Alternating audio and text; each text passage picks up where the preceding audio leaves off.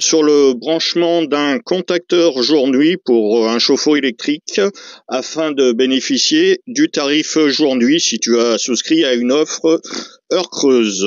Le contacteur jour-nuit permet de mettre automatiquement ton chauffe-eau en heure creuse et ainsi de bénéficier d'un tarif préférentiel. À savoir que le contacteur jour-nuit peut également servir pour une prise renforcée pour charger une voiture électrique, mais attention, tu ne dois pas brancher un chauffe-eau et ta prise renforcée sur le même contacteur, ça sera un autre contacteur. Côté matériel, donc tu auras besoin d'un disjoncteur 20 ampères ou 16 ampères suivant la puissance de ton chauffe-eau. Là c'est un 20 ampères, on va dire que le chauffe-eau il fait 200 litres, donc un 20 ampères. S'il fait moins de 150, un 16 ampères suffit.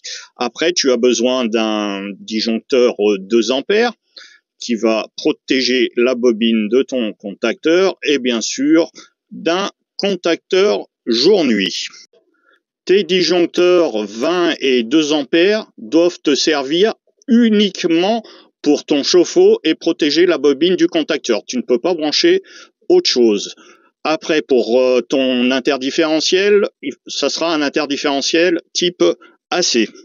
Avant de faire ton installation, là c'est sur un petit tableau pour qu'on puisse mieux voir, bien l'électricité si tu as à intervenir sur ton tableau. Après, si tu vas rajouter donc deux modules, donc le 20 et le 2 ampères, plus ton contacteur. Il faudra refaire tes peignes pour les deux disjoncteurs. Allez, c'est parti. Sur le côté, je te mets le schéma de branchement. Ici, tu as le disjoncteur 20 ampères, ça va pour ton chauffe-eau, le 2 ampères pour la bobine du contacteur, et enfin ton contacteur jour-nuit.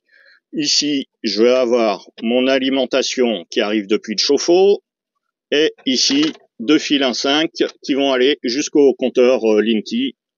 Je te montrerai comment on les branche au niveau du compteur. Je vais commencer par brancher nos 3 fils qui viennent de ton chauffe-eau. Ta terre, bien sûr, sur ta barrette de terre. Après, ici, tu as ton neutre et ta phase qui viennent de ton chauffe-eau. Donc, comme tu peux le voir là sur le schéma, ces deux fils vont aller sur ton contacteur, ici, en bas du contacteur. Nous avons notre neutre et notre phase. Donc, tu vas les dénuder et tu vas les mettre, comme tu vois, sur le schéma à côté, tu vas les mettre sur la partie basse de ton contacteur jour-nuit. Avec le neutre à gauche et la phase à droite.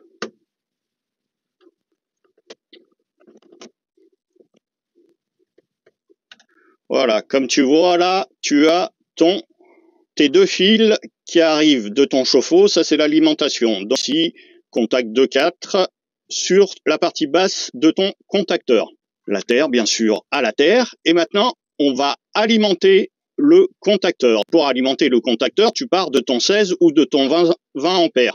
Donc, on va aller ici en contact 1,3 haute de ton contacteur jour-nuit. Tu vas prendre deux petits bouts de fil, mis deux fils de 5. Notre phase, ces deux fils vont aller sur ton disjoncteur 20 ou 16 ampères. Voilà, là je branche sous mon disjoncteur 20 ampères et c'est ta protection pour le chauffe-eau. Donc tu vas l'amener en 1,3 de ton contacteur jour-nuit, la partie haute de ton contacteur jour-nuit en amont là. Tu vas les brancher ici. Alors là c'est un contacteur, c'est un vieux que j'ai récupéré, service. Maintenant t'as des contacteurs jour-nuit qui sont aussi en borne auto. Donc tu serres bien si tu es sur du serrage. Ici, tu as branché ton alimentation qui vient du 20 ampères et tu as branché la terre et notre phase qui viennent de ton chauffe-eau. Donc l'alimentation en haut de ton contacteur et ton alimentation, elle est en bas de ton contacteur. Maintenant, on va s'occuper du 2 ampères et des deux fils qui viennent du compteur Linky, donc le C1 et le C2. Je vais te montrer après le branchement de la partie tableau comment le brancher sur ton compteur Linky. Tu as besoin de deux fils À savoir, là j'ai mis deux couleurs différentes. Tu peux mettre, admettons, de noir, ça change rien, ou de orange. Mais bon, c'est mieux de différencier. Et en 1,5. Donc là, on va les brancher. Un fil va aller sur le contact A1, bien sur le contact A1, et l'autre fil va aller sur notre disjoncteur C2, donc C2, un 2 ampères. Donc, maintenant, on va brancher nos deux fils du compteur qui viennent du compteur Linky. La phase, là, j'ai mis un noir. Tu peux mettre un rouge. On va l'amener sur le disjoncteur 2 ampères. Tu branches le premier fil sous le disjoncteur 2 ampères. Ton deuxième fil qui vient du compteur Linky, tu vas le brancher en A1. Attention de ne pas confondre A1, A2. Bien sûr, A1, l'autre fil qui vient du compteur Linky. Maintenant, tu visses ou tu mets ton fil, si c'est des bornes auto, qu'on a dit, sur A1. Si c'est à vis, tu vérifies toujours, tu tires un coup, on sait jamais. Donc là, on a branché nos deux fils pilotes. Le premier fil pilote, tu l'amènes à 1. Le deuxième fil pilote, la phase de ton disjoncteur 2 ampères. Maintenant, il nous reste un seul fil à mettre. Ça va être le neutre qui va aller sur la bobine, donc en A2. Donc là, tu mets un petit bout de fil. Maintenant, on a dit qu'il manque juste un fil. On va mettre un neutre qui va partir de ton disjoncteur 2 ampères. Là, je le mets. Borne automatique. Et là, je l'amène ici au contact A2. Le A2, c'est le neutre qui vient de ton disjoncteur 2 ampères. Tu le branches en A2. Voilà. Là, au niveau du tableau, on a fini les branchements. On va faire un petit récap. Tu as ton alimentation, tes 3 fils qui viennent de ton chauffe-eau, bon, la terre à la terre. Là, tu as tes 2 fils, notre phase de ton chauffe-eau en bas de ton contacteur, contact 2,4, ici. Après, tu pars de ton disjoncteur, tu alimentes le contacteur. Tes 2 fils qui viennent du compteur Linky, le premier, tu l'amènes en A1 de la bobine. Le deuxième va aller en phase de ton disjoncteur 2 ampères. Et après, tu as un neutre qui part de ton disjoncteur 2 ampères en contact de la bobine A2.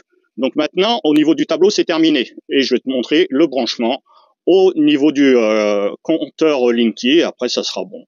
Là, tu ouvres ton compteur Linky. Que ici, tu as les bornes. Regarde, elles sont là. C1, C2.